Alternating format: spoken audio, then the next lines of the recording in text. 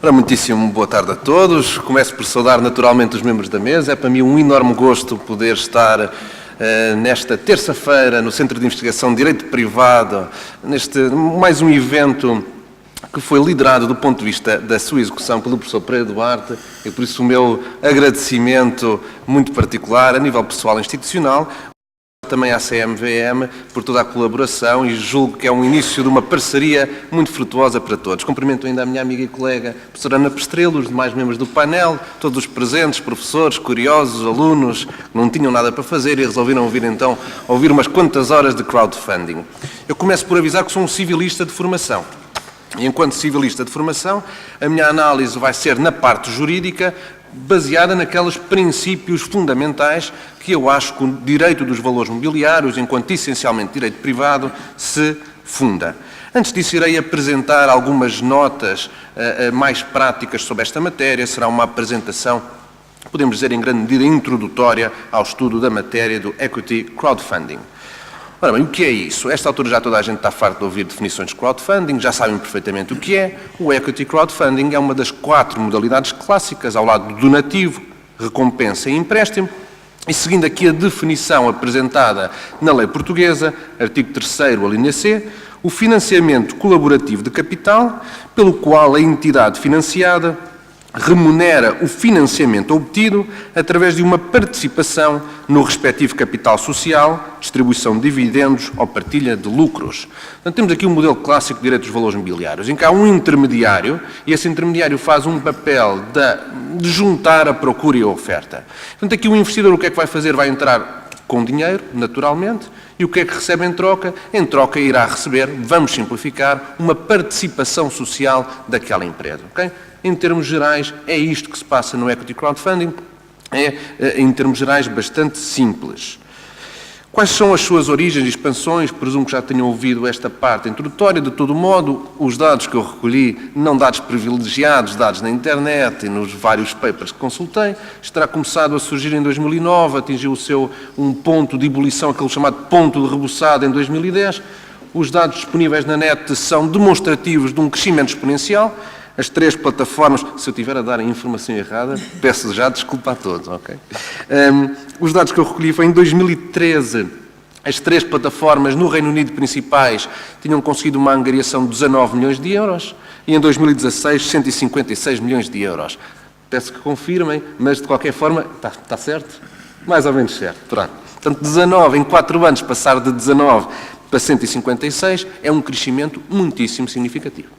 Claro que nós não podemos comparar, evidentemente podemos comparar estes valores com o capital de risco, com os anjos por aí afora. Claro que dessa perspectiva o equity crowdfunding irá ficar sempre atrás, mas temos de ter em consideração que é um mercado novo e quando fazemos este tipo de análise comparativa temos de ter sempre em consideração que estamos a lidar com mercados consolidados e com outros mercados que estão à procura dessa consolidação.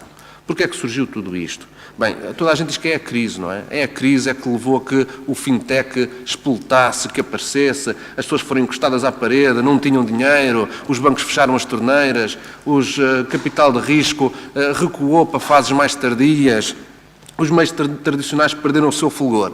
Não tivesse havido crise, não havia fintech? Eu tenho algumas dúvidas, não é?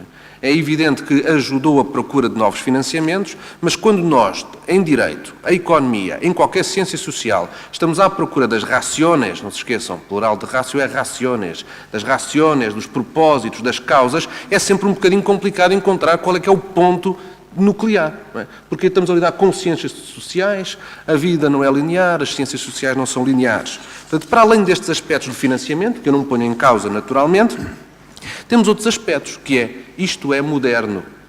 Tudo que é digital é cool. Sim? Isto tem um impacto, é verdade. Isto tem um impacto, é moderno. Crowdfunding é um nome engraçado, transmite uma ideia de interajuda, de comunidade. Portanto, responde a uma série de anseios que a nossa comunidade moderna procura. Sim.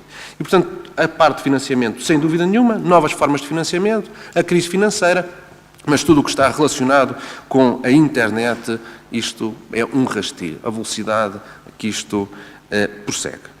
Vantagens e desvantagens. As vantagens gerais do equity crowdfunding são as 3 eficiências que aparecem em qualquer manual de direitos de valores mobiliários, que é a eficiência institucional, a eficiência alocativa e a eficiência operacional. Do ponto de vista institucional, o mercado será eficiente se os investidores e os emitentes tiverem acesso a esse mercado. Quanto maior for a facilidade de aceder a um mercado, maior, numa perspectiva institucional, é esse mercado eficiente. Ora, se, através do equity crowdfunding, uma série de empresas que até agora não conseguiam aceder ao mercado de capitais, se agora conseguem, é evidente do ponto de vista institucional, houve aqui uma eficiência. E, portanto, o mercado é hoje mais eficiente por causa destas plataformas. Perspectiva alocativa. O mercado será eficiente quando? Quando em cada momento específico, os emitentes, as empresas que tenham maior necessidade de capital, sejam, ao contrário, os investidores sejam dirigidos para as empresas que tenham maiores necessidades de capital. E, portanto, se temos empresas novas, empresas que não conseguem financiamento, e se os investidores são direcionados para elas, então o mercado tornou-se mais eficiente também numa perspectiva alocativa. Finalmente, uma perspectiva operacional, e aqui operacional significa que o mercado será eficiente quando os seus custos, burocracias, tempos forem mais diminutos, a resposta também me parece evidente. Mas aqui chamo sempre a atenção para isto. Todos os novos setores são obrigados, para vingar, a apresentarem comissões, burocracias mais reduzidas. Portanto, sempre que aparece um novo mercado financeiro, um novo mini mercado financeiro, um novo segmento, ele será, em princípio, do ponto de vista operacional mais eficiente, senão não consegue competir com os seus concorrentes. Portanto, é o problema, por exemplo, quando se compara os robo-advisors com a intermediação financeira tradicional. A operação, do ponto de vista da eficiência operacional, os robo-advisors são mais eficientes. São mais eficientes porque eles estão a tentar ganhar a cota de mercado, não é? Portanto, não nos podemos esquecer também desse pormenor, mas eu reconheço logo à partida, tanto da perspectiva institucional como alocativa e operacional, o crowdfunding, o equity crowdfunding é vantajoso. Investidores, vantagens, as clássicas, maior possibilidade de investimento, portfólios mais alargados, há uma facilidade porque eu estou em casa, basta carregar num botão. Encontrei um paper, eu tenho pena de não ter escrito qual era o nome, que foram feitas uma série de entrevistas a investidores, para saber o porquê é que eles tinham investido naquelas plataformas, ou porquê é que não tinham investido, e depois fizeram também isto aos emitentes. O que é que dizem os investidores? Isto vai de encontro à minha referência inicial de isto é moderno. Eles dizem, não é o retorno, por um lado, mas, por outro lado, é entrar neste novo mundo, ajudar os fundadores, ajudar as empresas de start-up. E depois outros vêm dizer, isto é uma forma de entrar num mundo do start-up. Porquê? Eu estabeleço ali os meus primeiros contactos e, com base nesses primeiros contactos, começo a ficar conhecido no meio e, a partir daí, é uma questão de tempo até conseguir aceder a outros mecanismos de financiamento. Riscos. O risco nos mercados financeiros e no direito dos valores mobiliários é sempre o mesmo, é a assimetria informativa. Não é? Sempre, sempre, sempre. Esta assimetria informativa existe quando eu, por exemplo, compro ações de um banco qualquer português tradicional, ou obrigações, existe sempre essa assimetria informativa. E aqui não é diferente. Mas é mais vincada. É mais vincada. Porquê? Porque estou no começo. Eu, quando vou ver se vou investir ou não num banco, eu vou avaliar, ou qualquer outra empresa cotada em bolsa, vou avaliar a evolução. Tenho uma série de elementos, dados estatísticos. Como é que se comportam outros bancos? Como é que foi na última crise? Como é que foi no último ciclo? Eu não tenho nada aqui. Portanto, a assimetria informativa é maior. Depois, os pequenos investidores, e aqui eu acho que é um bocadinho falacioso, não é? Os pequenos investidores não têm conhecimentos destas matérias, estão em sua casa, compram aquele produto e, portanto, a assimetria informativa ainda é maior. Ora, hoje em dia, eu em minha casa posso comprar produtos financeiros complexos online, posso comprar ações, posso comprar o que quiser e, portanto, há aqui este risco, mas parece-me que é um risco comum a todo o mercado financeiro. Depois podemos avançar a outros elementos. Recolher informação é dispendioso, a informação é inexistente, o investimento em startups é uma incógnita, o risco é sempre elevado. E há um elemento que me pareceu engraçado, que é os valores que estão em causa. Eu, sinceramente, não consegui acompanhar as contas matemáticas que o paper apresentava, mas a conclusão consigo. Quer dizer, o investimento, muitas vezes, que é feito nestas empresas, é reduzido. E como é reduzido, não é vantajoso para quem está a tentar recolher informação perder muito tempo. Ou seja, o benefício em recolher muita informação acaba por não ser vantajoso em face dos limites que me são impostos ao nível do meu investimento. Caso português, os 3.000 e os 10.000, não é? 10.000, não é? E, portanto, acaba por levantar essa questão. Agora, do ponto de vista... é engraçado comparar fazer uma análise entre o equity crowdfunding e os outros segmentos com os quais o equity crowdfunding concorre, nomeadamente com o capital de risco. Portanto, há uma assimetria informativa. Há uma série de riscos que são comuns. Então, mas quando comparamos os dois setores, o que é mais vantajoso? Em relação aos riscos que são incorridos no mercado do capital de risco, eles podem ser ultrapassados através de contratos muito pormenorizados, o que não acontece na equity crowdfunding. O dinheiro pode ainda ser libertado em fases. Portanto, eu não liberto o dinheiro todo logo, vou libertando em fases e isso permite-me ter um controle maior sobre o que é que se passa. Direitos de preferência em caso de liquidação, uma série de direitos de opção, direito a indicar membros para os conselhos de administração, de fiscalização. E, portanto, no capital de risco eu acabo por conseguir, de certa forma, compensar alguns riscos típicos, o que não consigo na parte da equity crowdfunding. Em relação aos anjos, a mesma coisa, e principalmente o acompanhamento presencial. Um dos comentários que era feito por um dos investidores foi receber mensagens, do emitente, receber mensagens por parte do investidor a perguntar, olha, o que é que eu comprei? E agora o que é que vai fazer? E o que é que vai acontecer ao meu dinheiro? Não é? E, portanto, em modelos mais tradicionais, mercado de capital de risco ou dos anjos, o que acontece é que há um acompanhamento mais presencial por parte dos investidores e acaba por se limitar os riscos. O que é que os investidores também dizem que não gostam? E eu devo aqui dizer que não gostam, mas nós estamos no campo da economia comportamental, isto é pior que o direito, não é? Nós encontramos um paper que diz uma coisa e um paper ao lado que diz exatamente o seu oposto. Sim? Taxas de sucesso são reduzidas, dizem logo, e a seguir a comunicação com os emitentes é também reduzida, não é? Portanto, são algumas das críticas. Em relação aos emitentes, alguns elementos engraçados. O que é que dizem os emitentes nas entrevistas? Dizem que conseguem financiamento que de outra forma não conseguiam. É mais fácil conseguir investimento porque o público é maior. Eu ponho aquela proposta numa plataforma e é muito mais visível. Funciona ainda como uma fonte de publicidade. Plataformas com maior visibilidade, aquilo acaba por ser uma publicidade ao meu projeto. Mantenho o controle da empresa, ao contrário do que se verifica com o capital de risco, e perde-se menos tempo, porque eu não tenho de aturar causas os investidores a querer saber quem é que eu sou, o que é que faço e por aí fora. Agora, outros que dizem que não consideraram, e é com os mesmos problemas de qualquer paper de economia comportamental, dizem que não consideraram porque o capital que conseguiam era reduzido, porque a burocracia das plataformas é muito elevada, porque tiveram falta de apoio por parte das plataformas, não sabem as consequências jurídicas, qual é que é a lei aplicável.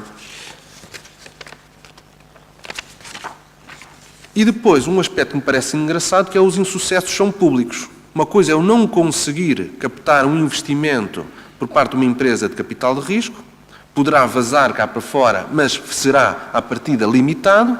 Agora, se eu ponho a minha empresa numa plataforma à procura de financiamento e não consigo ter sucesso, vai ser um resultado mau que é público e dificilmente eu consigo sair daí. Finalmente, outros dizem, eu receio se entrar numa plataforma desse tipo, seja interpretado como um mercado, como a minha incapacidade para conseguir financiamento mais tradicional e por isso pode levantar dúvidas sobre o sucesso da minha empresa. Outro aspecto ainda mais factual, se assim podemos dizer, é o sucesso depende do quê?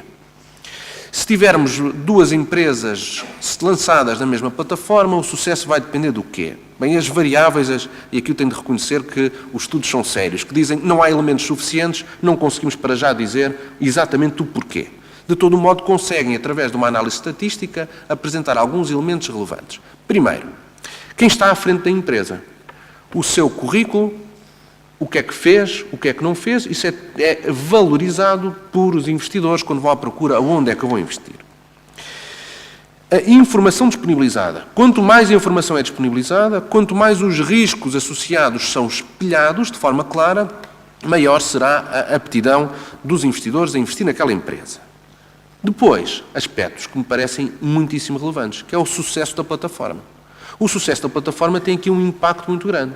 Se aquela plataforma tem demonstrado ao longo dos últimos anos que as empresas que lá se lançam acabam por ter sucesso, então acaba por funcionar como uma bola de neve.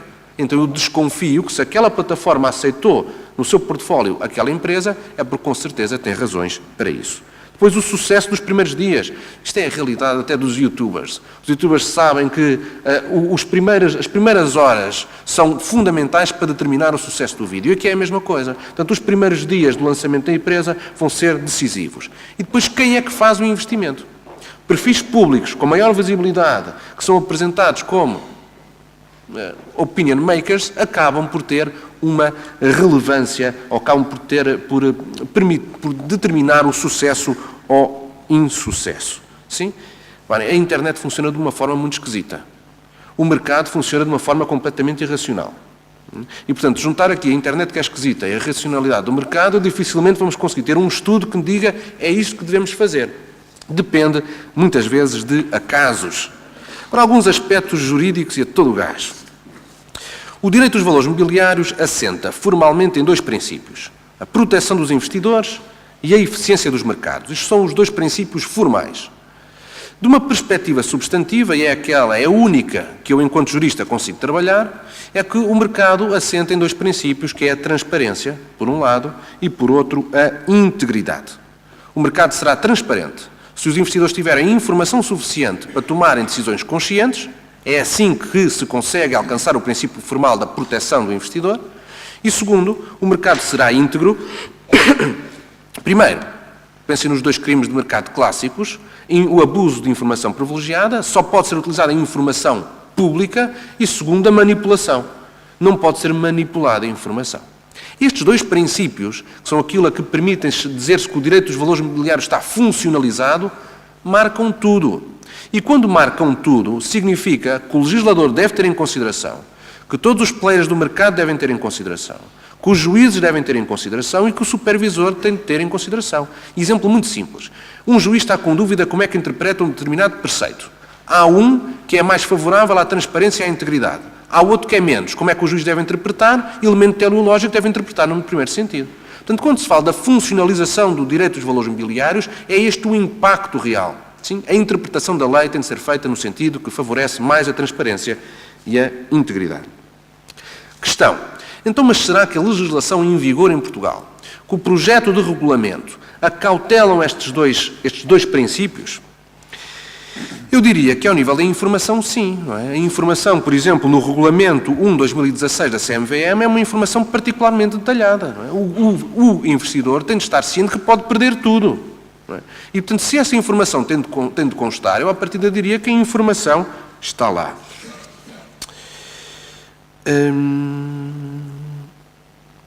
O problema que se coloca em todas as matérias de fintech, mas na própria vida prática, não é tanto o que a lei impõe, o que a lei exige, mas é o seu cumprimento prático. Como é que nós conseguimos demonstrar que alguém que esteja a ser assessorado por um robo-advisor, ou que esteja a adquirir, a comprar, ou a subscrever participação social numa plataforma de equity crowdfunding, está ciente do que está a fazer? Não dá. Não dá para demonstrar. Portanto, em teoria, qualquer uma destas plataformas estaria condenada a perder qualquer ação em tribunal. Como é que ela consegue demonstrar que o investidor percebeu exatamente o que estava a fazer? Sim? Só que isso não é um problema apenas da fintech, é um problema diário. Eu posso chegar agora à casa, comprar ações do BCP e depois vou dizer para o tribunal que não sabia o que estava a fazer. Não fazia mais pequena ideia que podia perder dinheiro. Portanto, se em teoria isto bate muito certo, que é necessário demonstrar que o investidor percebia exatamente o que estava a fazer, em termos práticos é mais complicado e não é um problema apenas da fintech. Ora, a lei apresenta um conjunto de informação que me parece suficiente. Nós sabemos que temos problemas práticos, mas o problema prático principal, e é aqui o elemento central, é a supervisão. Eu pensei que é impossível à CMVM ou qualquer outro supervisor estar presente em todas as sucursais, estar presente em todas as plataformas para supervisionar o comportamento dos intermediários. Não é possível. Okay? Portanto, a CMVM terá de fazer o seu trabalho, mas os tribunais terão de fazer o seu trabalho. E o que eu reconheço neste momento é que os tribunais não têm feito o seu trabalho na proteção dos investidores. Reparem, o que nos mostram os dados disponíveis é que sempre que os intermediários financeiros falham, e agora no equity crowdfunding será, sempre que as plataformas falham, não é impossível recuperar. Não é. O que aconteceu com o BES, com o BPN, com o BPP, demonstram exatamente isso. A primeira linha de defesa são os intermediários, a primeira linha de defesa são as plataformas. Quando isto cai, dificilmente o sistema consegue recuperar. Do ponto de vista da integridade, chama a atenção para dois aspectos. Toda esta matéria é inspiradíssima, na minha modesta opinião, nas relações fiduciárias. E nós encontramos no regulamento da CMVM e no projeto de regulamento europeu algumas referências à No Conflict Rule e à No Profit Rule. Os donos ou os intermediários de plataformas não podem lucrar de forma que não esteja prevista no contrato. Conflitos de interesses. Os intermediários de plataformas não podem ter participações naquelas empresas. Isto visa o quê?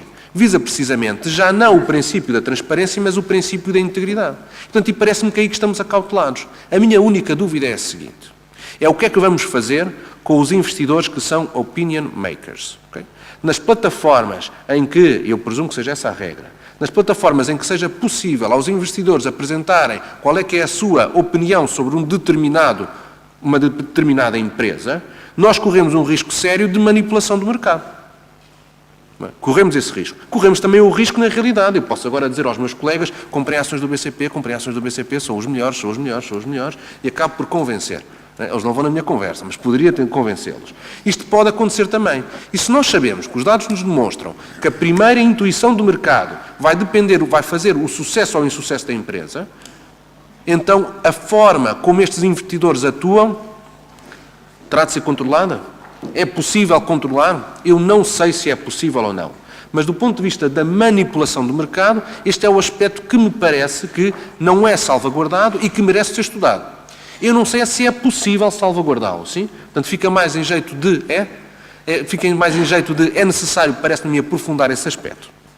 Finalmente, o modelo está implementado, tem interesse social, tem interesse económico, e agora cabe à comunidade académica e cabe à comunidade jurídica estudar todos estes aspectos. Nós temos de ter em consideração sempre um ponto. O direito regula uma determinada sociedade, uma determinada comunidade. E o direito não pode bloquear nenhuma inovação. Não cabe ao direito bloquear o crowdfunding, equity crowdfunding, o que quer que seja. Mas o direito não pode dar o salto para fora. A partir do momento em que apareça um determinado setor do mercado financeiro em que não esteja sujeito aos princípios da transparência e da integridade, isto é meio caminho andado para o setor deixar de estar. À luz de uma interpretação sistemática, à luz de um caminho paulatino. Muito obrigado pela vossa atenção.